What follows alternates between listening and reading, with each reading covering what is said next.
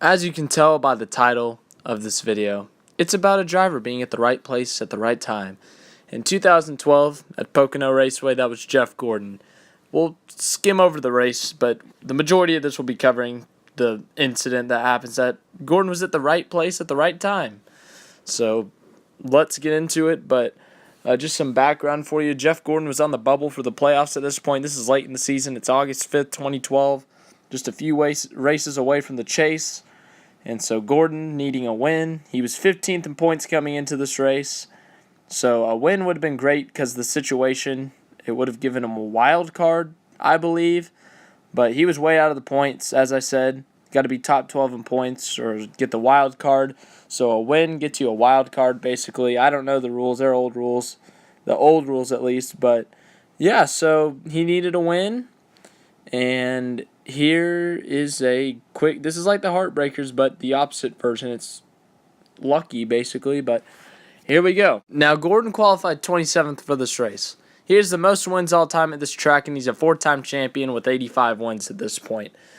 Qualifying 27th is not good. That's terrible for a four-time champion with 85 wins. And when you have the most wins at a certain track, I don't care if it's repaved. 27th is horrible. So they had a pretty bad start to the weekend qualifying 27th. So they needed to rebound desperately. And they were in a bad point situation, so it was a pretty bad start to the weekend.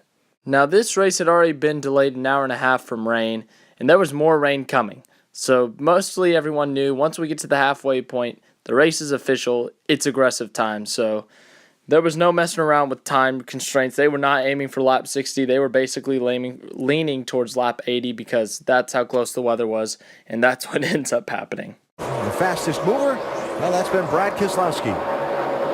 Or it was Brad Keselowski. Now it's Jeff Gordon. Since Brad just made that pit stop, Jeff up 22 positions since the start of the race. The fastest stats brought to you by the new Sprint Direct Connect. Upgrade to the new Done. Find out more at sprint.com/speed and get done. That's the thing with this strategy, everybody is keeping everybody off guard. That'll teach me for writing something down. Jeff Gordon moving. I like this kind of race because you have to think, and when you're watching it, you have to kind of think, well, okay, this the 24, he's on this strategy, the 2's on that one. Now, how's it going to time out? Dave, how's the 24 going to run this race from here to the end? We expect him, Andy, on or around lap 80, as the last pit was about 32 laps back from that, so we'll look for him about then. And for Jeff, it's just a matter of staying balanced and staying professional, according to crew chief Alan Gustafson. You know, he said with everything that's been up and down with this bunch this year, he called Jeff really amazing when I talked to him this morning. The fact that he's held it together, he's just helped us work on the race car. We know we've had speed, but we've had a kind of luck here that you just don't want to talk about. And Jeff has been smooth and consistent the whole way for this team. Now Gordon, one of those drivers that needs to win at least one of these next 6 races, including today, if he's going to have a shot at competing for the NASCAR Sprint Cup Championship. Said rain is coming. We got to focus and start digging. Let's go to Dave. Vince, remember where Jeff Gordon started the race? 27th position, so they had to pass cars. They used a 2-tire stop on the initial caution to gain some track position. The car is pretty quick. As we know, Jeff Gordon coming into today, 15th in the points, has either got to move way up or he's got to get some wins if he's going to make the chase. A couple of other bullets. We've got to crash. We've got to crash. It's Kurt Busch. Kurt Busch having a solid day until now, Alan. With the rain just a few minutes out, that meant one thing. They're going to race like it's 2 laps to go. Like, this is the end of the race right here. This is for the win. This is for all the money, the marbles, the gravel, whatever you want. That's what it's for. And so they were going to race like crazy. And so we're going to look at the restart here. This is the restart where it gets crazy and where Jeff Gordon's at the right place at the right time. He also did get a pretty good restart. We'll talk about that later. Then we'll analyze the replay, like step by step, basically. This long straightaway and that big, crazy turn 1 on restarts at Pocono.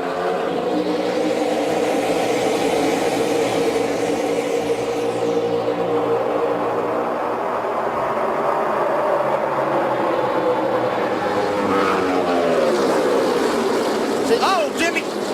Trouble! Kenseth in the wall, Biffle in the wall, Kenseth spins into the pack.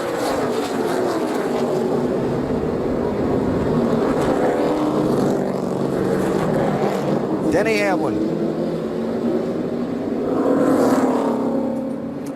I was wondering, going down in that corner, how close was Kenseth going to try to get over onto Jimmy Johnson to try to take advantage, get him a little bit free. Here's what happened. Heading off into turn one. Jimmy got a great restart. Now here's the first thing we're going to look at. Look at that gap between Jeff Gordon and Martin Truex Jr. That's a small gap.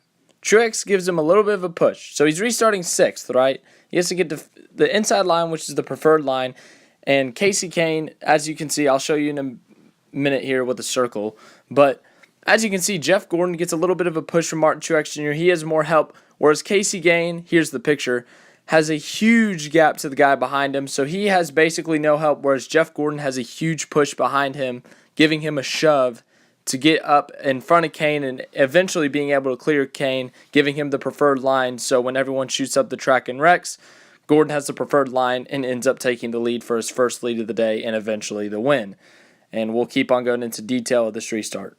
I thought he was going to be able to get it. Here's my next point. Look at that. Look what Matt Kenseth is able to do. He's able to get right to the right rear of Jimmy Johnson, side draft him, get that quarter panel just a little bit, and that's able to pull him back and get him side by side.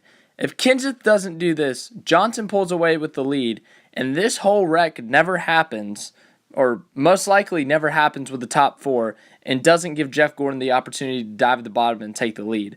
So this little tiny move by Matt Kenseth cost him the race, yes, but it also gave him an opportunity at winning the race, but it also opened the door for Jeff Gordon to win. Well out in front of Kenseth. Yeah, but Kenseth got over on his quarter pound for just a second. You see Jimmy try to get away, but Kenseth had a good restart. Jimmy just got loose before he got down in there. He was just trying to drive it off in the corner and make sure that he got ahead. He just got loose. That's so reminiscent of what we saw at Indianapolis last Sunday. Remember, off of turn 2, the guy on the bottom getting loose under the guy. Look at this. Little tiny gap between Gordon and Truex, side by side. Literally just inches apart. But Gordon's on the inside, the preferred line. This is how much of an advantage is, but this also shows how crucial it was. Truex being on the outside hurt him because of what was happening in front of him.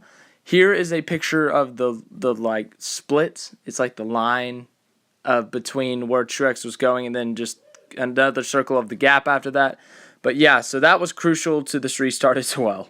Guy up front, and the guy who's running behind them ducks low and takes the lead. Jeff Gordon said thank you very much.